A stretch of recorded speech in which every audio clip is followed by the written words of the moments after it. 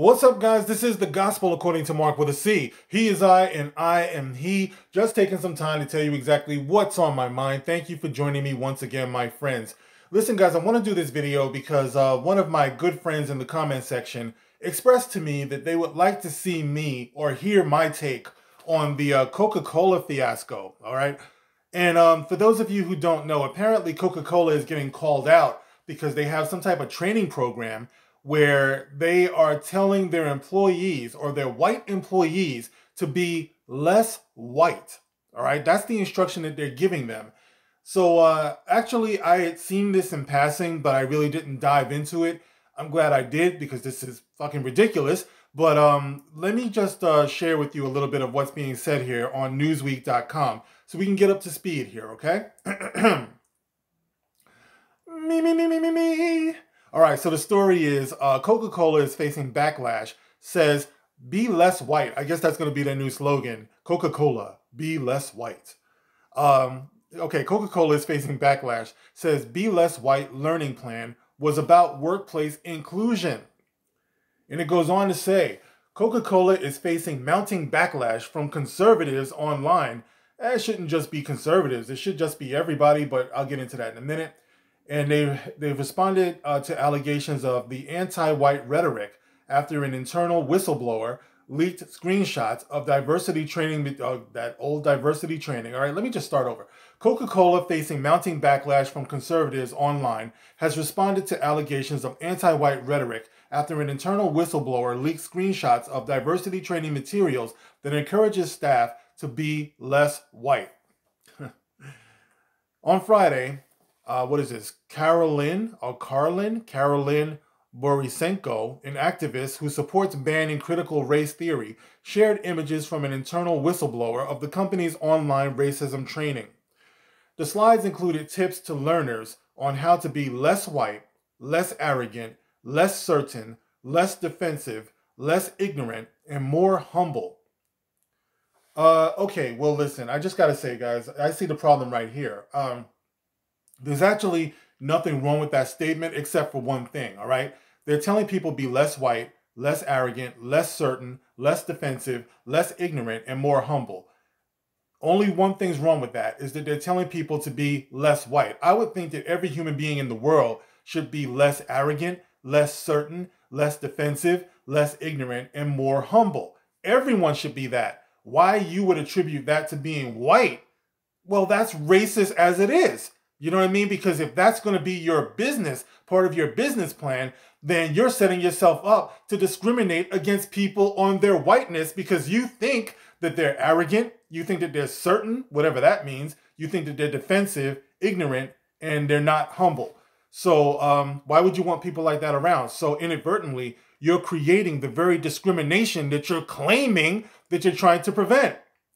It goes on to say, in the US and other Western nations, white people are socialized to feel that they are inherently superior because they are white. One of the slides reads, is that a fact? White people are socialized to feel that they're inherently superior because they're white.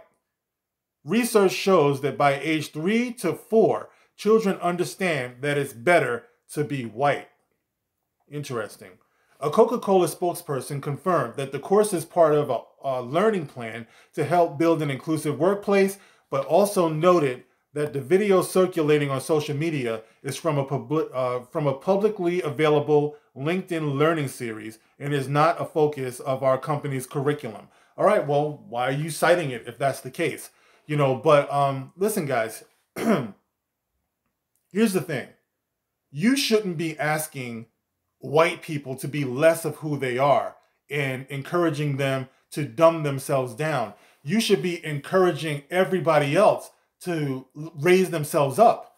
You don't, look, it's not good for a society to have what you consider to be the most productive section of that society to lower themselves, to raise other people up, you know, because in that way, everybody ends up getting lowered if that's the case. If everyone is not encouraged to be the best that they could possibly be, you know, to meet their potential, then society as a whole can only be worse off for it.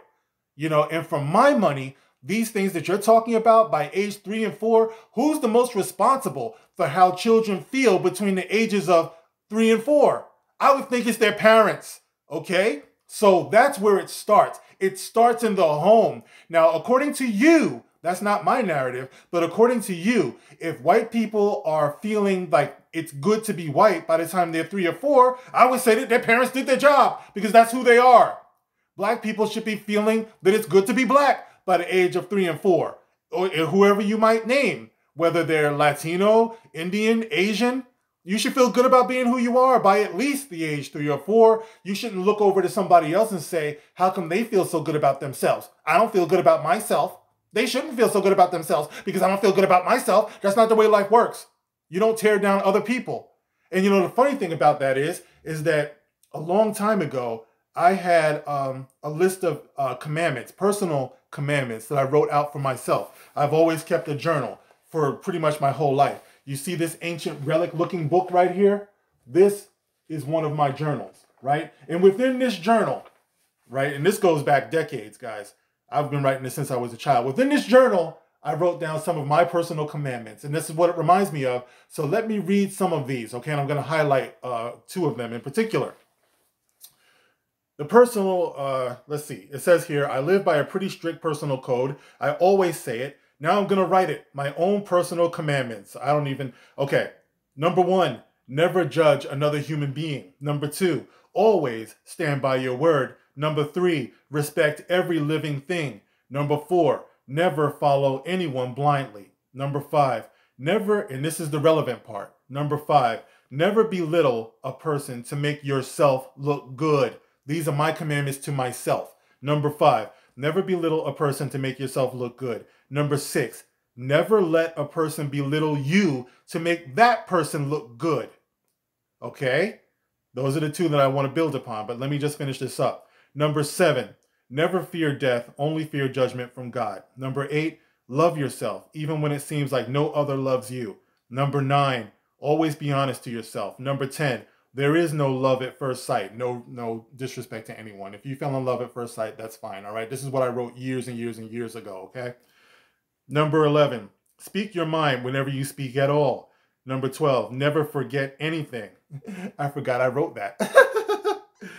Number 13, don't hate anyone. Number 14, know your limitations. Number 15, keep your loved ones protected. Number 16, reject pride and vanity. 17, never move without thinking. 18, never hold grudges. 19, never conform to anything. 20, always be ready to die. 21, never make excuses. 22, never lose your sense of humor. My personal favorite. 23, when wrong, apologize every time. 24, never lose your cool. Yes, baby. So anyway, there it is. Okay, those are 24 of my personal commandments. Of course, there are more, but that's what I wrote on that particular date. Now, the ones that I want to stress for the purposes of this video, guys, would be the one that says, hold on, where is it? Never belittle a person to make yourself look good, and never let a person belittle you to make that person look good. Now, that's basically what these people are saying. Belittle yourself to make those people look good. I don't agree with that at all, okay? None of us are going to get any better as a country, as a world, when those of us who can won't, because you're so busy trying to make sure that others who might not be as well qualified as you have an opportunity. No, if you get the opportunities that you work for, that you make, is basically what it is. And how do you make yourself available for these opportunities? You push yourself. You work as hard as you possibly can. And sometimes, even if you don't make it, then your legacy will be that someone else will be advanced because of your efforts, you know, because of the example that you set. So I would say that Coca-Cola telling not just white people, because you don't want to see it that way, by Coca-Cola telling people, human beings, to be less of who they are so that others might be able to feel better about themselves will drive that company into the ground. I'm going to go out on a limb and say that. You want to encourage the best in all people. Competition is good. If you think that you can be as good as that other person, you work hard to prove it. You make it undeniable. But tearing down other people to lift up other people is counterproductive. And if I were that person, I wouldn't want someone to do that for me. It would make me feel stupid. No, no, no, no. You just wait right there. Wait while I catch up. No, I'm going to run faster. I'm going to work harder. And in that way, I'm going to be more proud of myself. And that's what makes life worth living, to realize what you've accomplished. So anyway, guys, that's my quick view on the whole Coca-Cola thing. You know, I thank my friend for bringing it to my attention so that I might talk about it. What do you guys think about that? Coca-Cola telling their employees to be less white, which basically is be less of who you are, all right? Because once, say, like black people, once they get to a point of dominance or whatever, would you tell black people to be less black? You know what I mean? It makes no sense, guys. So all people should be encouraged to be the very, very best that they can be. And competition is good. That's basically it in a nutshell for me. So guys, get in the comment section. Let me know how you feel about this concept. As always, I thank you for listening. You can like, you can share, you can subscribe. I'm going to leave that link in the description below, as well as a link to my Twitter page, should you choose to check me out. By the way, there's also a Cash App there, guys. I don't really talk about it, but there is. If you want to see me move into live streaming and all that good stuff, you might want to think about helping to support the channel so that I can get to that point. Because you best believe I'm going to blow this crap up. But anyway, you guys, man, thank you for rocking with me. And I'll catch you on the next one. This is The Gospel According to Mark with a C. Rock on.